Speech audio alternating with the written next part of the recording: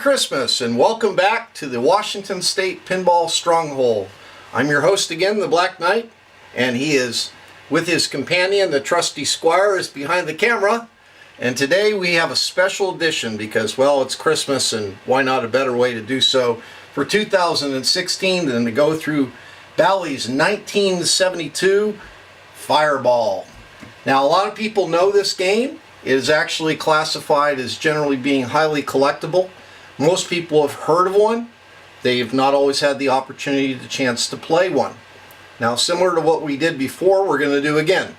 This video will be broken into three parts. The first will be talk about the history of the game. The second will be features, and then finally the third will be gameplay, in which my trusty Squire has practiced, so she will have an opportunity to show off the game even further. In my opinion, this is by far one of the most collectible machines of the EM era, and for good reason.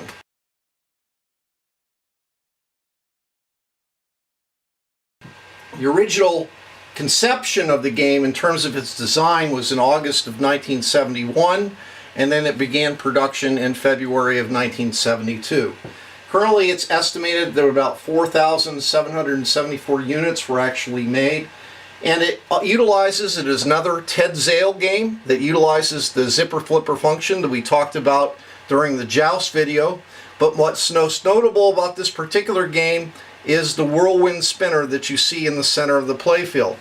Now, contrary to some, this was not the first game to ever use the spinner, as it was called, or whirlwind spinner. It was identified on the flyer. That honor goes to a game called Gigolo Electro-ball that was made in 1932. However, in terms of features with this game, it rivals some of the most modern games to this date. Some of the features that it has on top of it is most people may or may not realize it actually does have multi-ball. It has 2-ball multi-ball, or it has 3-ball multi-ball. And overall, as far as it, I consider it to be a timeless classic from a bygone era. And it's definitely the father to many of the games that we play today in modern pinball for solid state. I classify it as a wonder of the electromechanical pinball age. Opportunity, if you have the chance, everybody should have the chance to play this game at least once in their lifetime so they can understand where pinball has been before and where it has come since.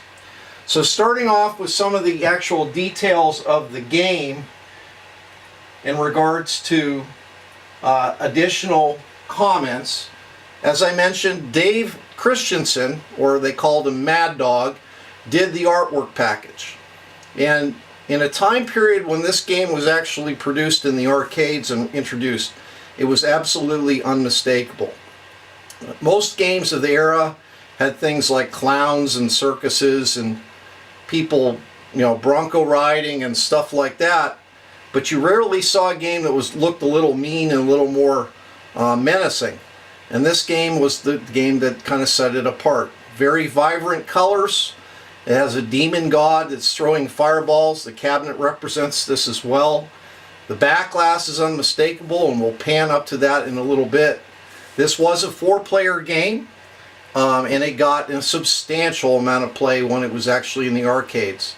Now, a lot of people consider this game to be difficult to play because the whirlwind spinner in the center has a tendency, of course, to erratically send the ball flying from the left to right side or to it. But I'll share some tips today that will show that it's not quite as tricky, and it isn't based entirely on luck. There is actually skill involved, and if you follow some basic steps, you can actually get a very good score.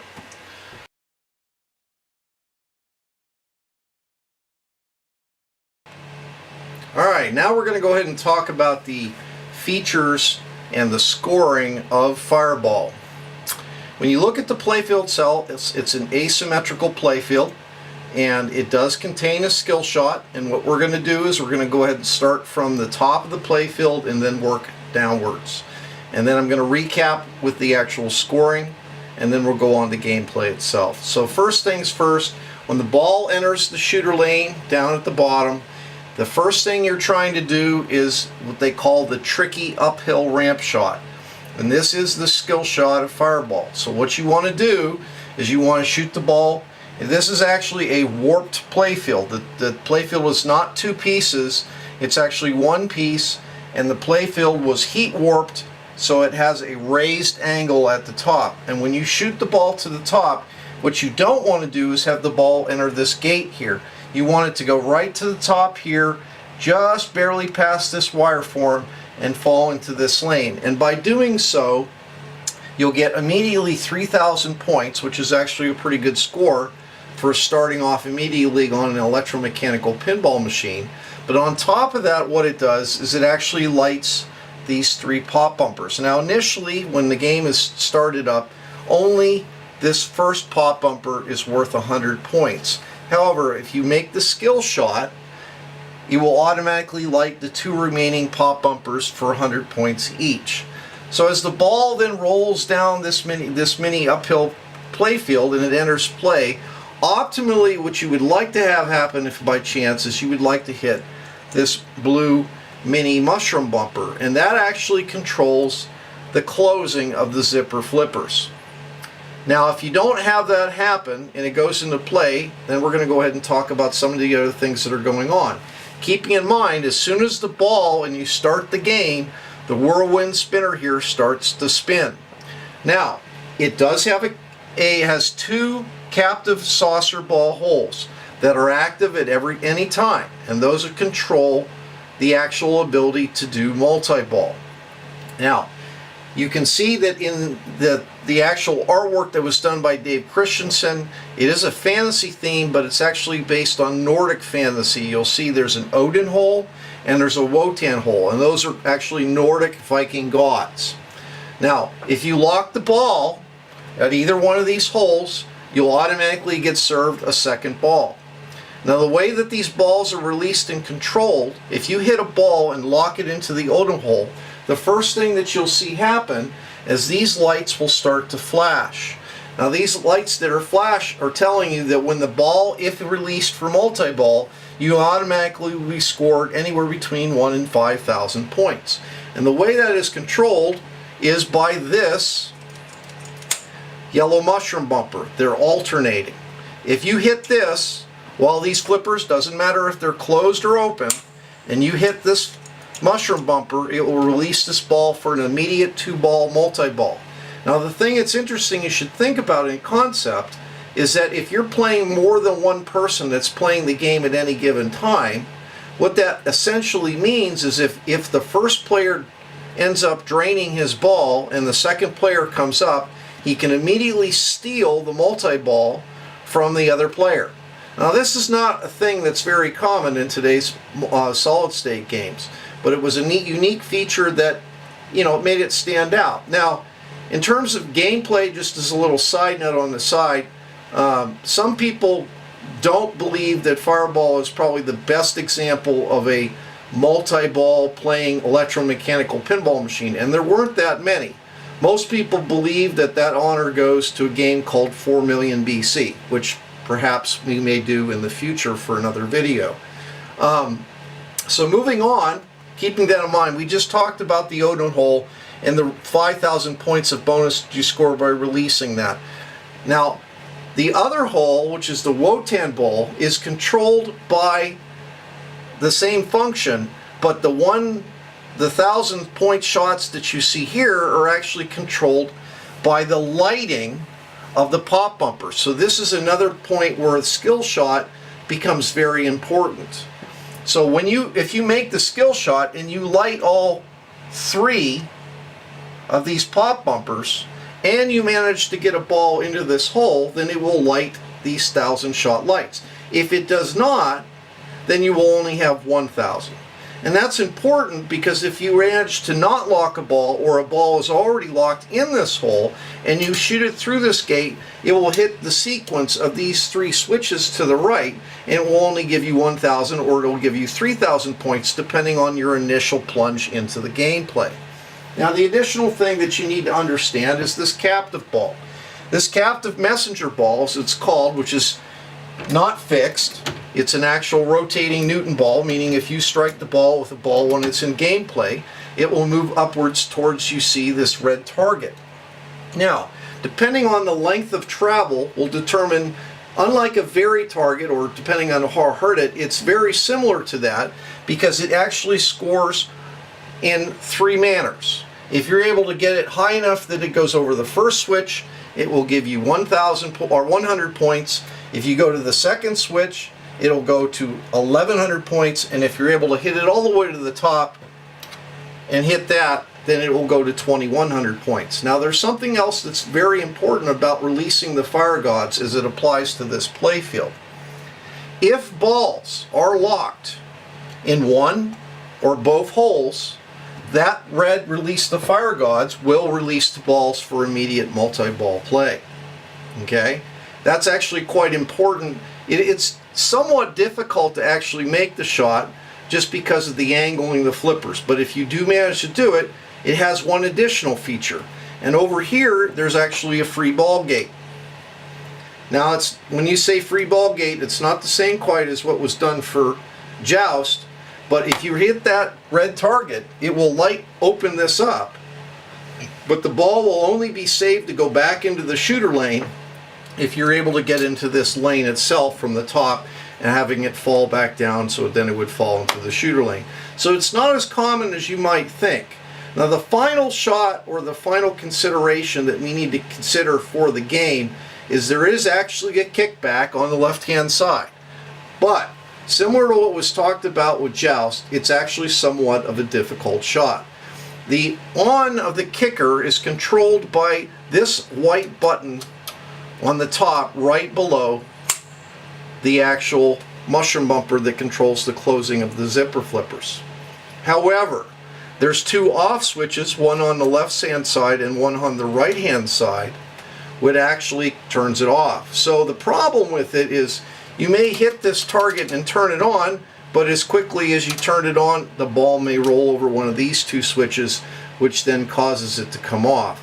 So you have to be aware of that, because if you're relying on the fact that this might actually go into the kicker section and save you, the more chances than not is the ball will come on, and by the time it actually wants to go into the lane, it will already have turned off. So go ahead and recapping some of the major points and how you score, and then we're going to go ahead in the gameplay. Is first and foremost, on a 3-ball or a 5-ball game when you're playing Fireball, is mastery of the skill shot, which will automatically give you 3,000 points for the top. It will light these two pop bumpers additional for 100 points each. It will also give you a chance to score additional points in the Wotan lane. Keeping that all in mind, the next part is of talking about the messenger ball, which goes from 100, 1,000, or 20, or 1,100, or 2,100 points, and of course the Odin Hall, which will score you in between 1, 2, 3, 4, or 5,000 points, depending on when you actually get the ball in, and then it releases the ball into play. The last parts, of course, are the scoring of the actual mushroom bumpers. Each one of these is worth 100 points, and there are also additional 10-point switches that are around, and the Slingshots at the bottom score 10 as well. So that go ahead and concludes the features of the game, and the next point that we're going to talk about is actual gameplay and strategy on how to maximize your score.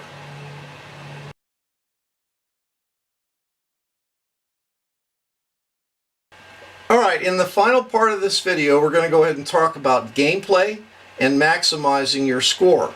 But before we turn the game on and get started, I want my assistant to pan north to the back glass to get a chance to see Dave Christensen's wonderful artwork. As we mentioned, by the design of the game, it's a 4-player game, and why that is relevant for gameplay is we talked, if you lock balls onto the playfield but your ball unfortunately drains, one of your buddies can steal your ball for immediate multi-ball. So keeping that in mind, I would also like to show you what the game looks like in the dark and see what it would look like back in the arcades in 1972.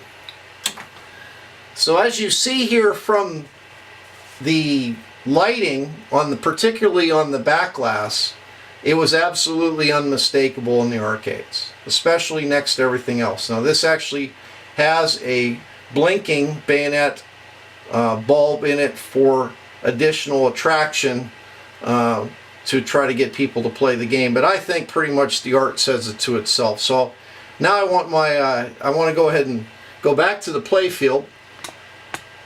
Like most electromechanical games of its age, there's not a whole lot of significant lighting that goes on with the actual game itself. It is rather dark, but to me that's the way it should be. So we're going to go ahead and get ready to start the game now, but I wanted to do one final note that I didn't actually mention during the history and the development of the game, and that is on the actual whirlwind spinner. If you see a game and this whirlwind spinner is black versus red, that is meaning that it is an early production sample game. There's no estimate that I currently have of the numbers that were made with the black spinning. It's a rubberized textured decal that goes on top of it, but if you do, you'll definitely know it was within the first 100 games that were actually made of Fireball. So we're going to go ahead and fire the game up, and we're going to reset the score reels, and we're going to show off that skill shot and some gameplay for you. So first things first, the skill shot. Oh, so close. She was practicing earlier aboard, but you know what? We're going to give her another try because I know she can do it. And now I think the pressure is doing in on her. What do you guys think? You think the pressure is too much? There we go. So what you just saw by doing that, you can see the spinner is going crazy. She lit the additional 2 pop bumpers, each for 100 points. The spinner is going on board, and when she did it before, she actually hit this blue mini pop bumper or mushroom bumper, which then closed the zipper flipper she did here. Now before she starts to play, I want to go ahead and show the randomness that you see by the actual spinner. As I mentioned, the actual rubberized decal is texture, which gives it additional throw.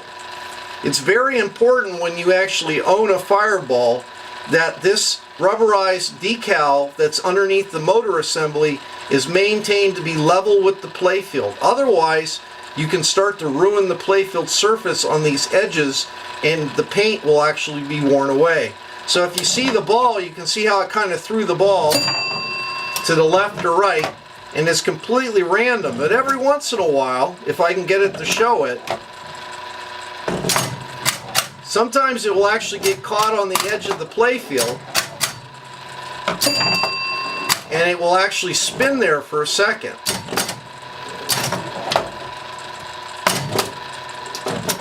You can still get a good idea of how it's throwing the ball from left to right.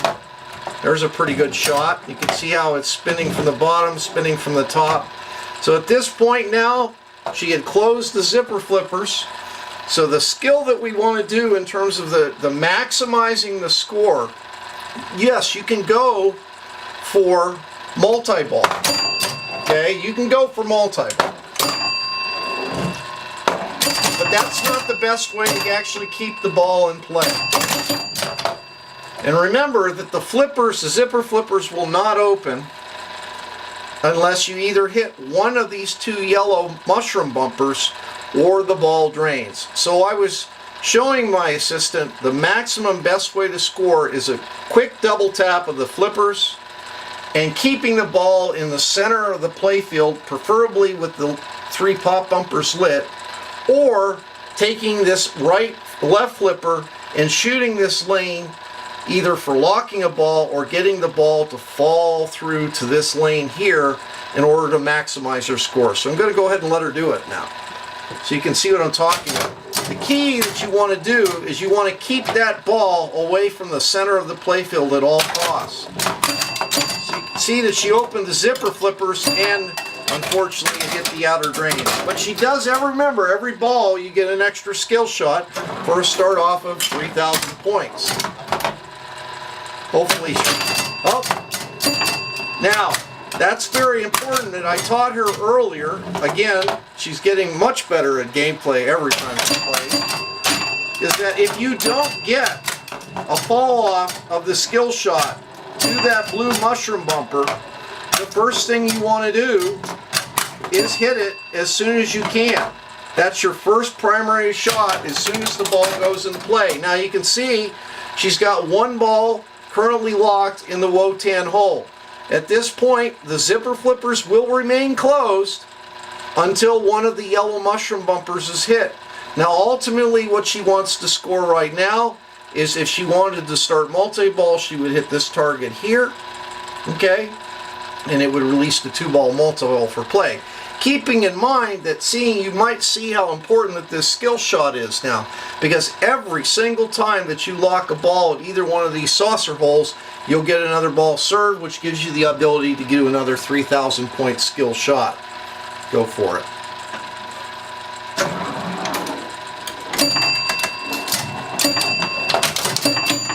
Oh, she almost got the messenger ball on that one. No dice on that one, but she did have a defense, so you got the kicker on. You got to see the kickback. You can see that she has to keep the ball in the middle of the playfield and keep it away from the spinner in the center, getting past the shot or up into the, away from the yellow. Well, there it goes. But now you can see the alternating shot for a medium multi-ball. If she's able to get the blue, oh, that was a quick loss. Well, she's got one more ball to play, folks, and it was too hard for that one. And she loses the ball again.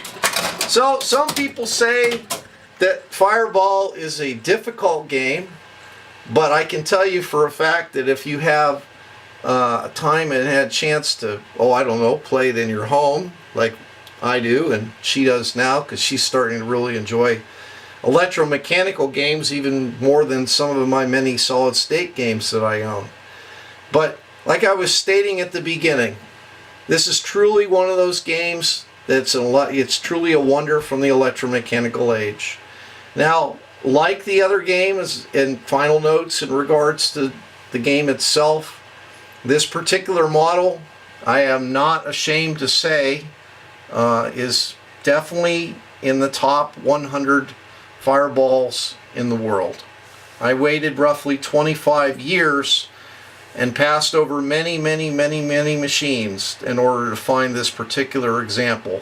Specifically one that did not have any significant amount of ball wear on the playfield, not just lost paint, but ball swirls from dirt.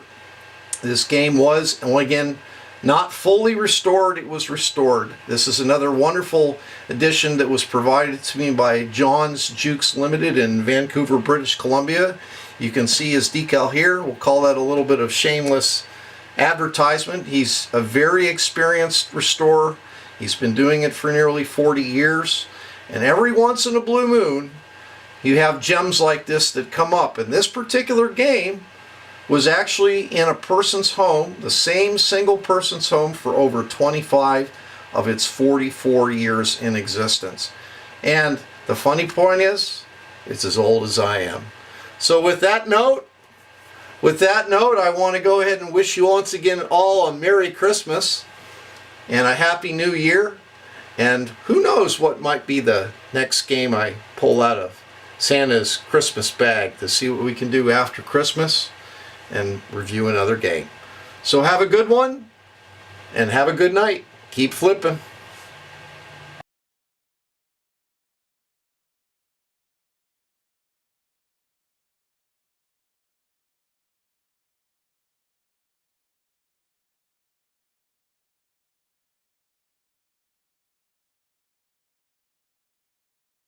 I'm invincible! You're a loony. The Black Knight always triumphs!